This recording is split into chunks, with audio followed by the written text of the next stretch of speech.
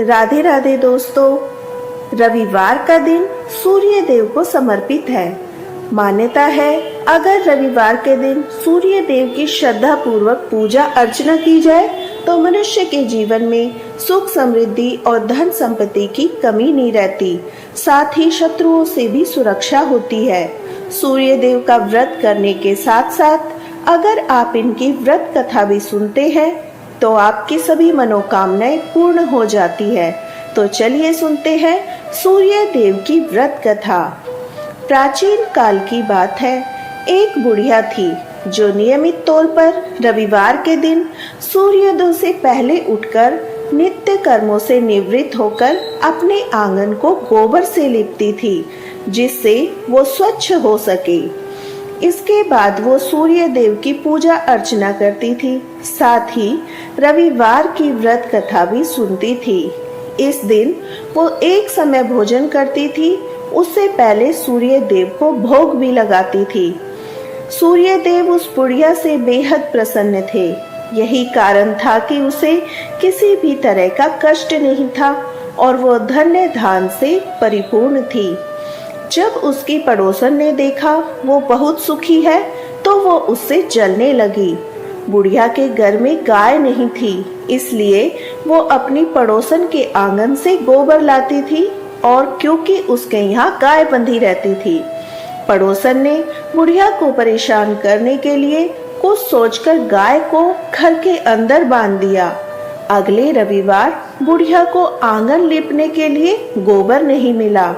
इसी के चलते उसने सूर्य देव का भोग भी नहीं लगाया, साथ ही खुद भी भोजन नहीं किया और पूरे दिन भूखी प्यासी रही, फिर सो गई।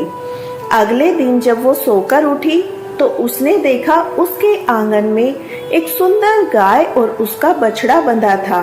बुढ़िया गाय को देखकर हैरान रह गई। उसने गाय को चारा खिलाया। वहीं उसकी पड़ोसन बुढ़िया के आंगन में बंधी सुंदर गाय और बछड़े को देखकर और ज्यादा जलने लगी। पड़ोसन ने उसकी गाय के पास सोने का गोबर पड़ा देखा तो उसने गोबर को वहां से उठाकर अपनी गाय के गोबर के पास रख दिया। सोने के गोबर से पड़ोसन कुछ ही दिन में धनवान हो गई। ये कई दिनों तक चलता रहा। कई दिनों तक बुढ़िया को सोने के गोबर के बारे में कुछ नहीं पता था। ऐसे में बुढ़िया पहले की तरह सूर्य देव का व्रत करती रही, साथ ही कथा भी सुनती रही। इसके बाद जिस दिन सूर्य देव को पड़ोसन की चालाकी का पता चला, तब उसने तेज आंधी चला दी। तेज आंधी को देखकर बुढ़िया ने अपनी गाय को घर के अंदर बांध दिया। अगले दिन जब बुढ़िया उठी तो उसने सोने का गोबर देखा। तब उसे बेहद आश्चर्य हुआ।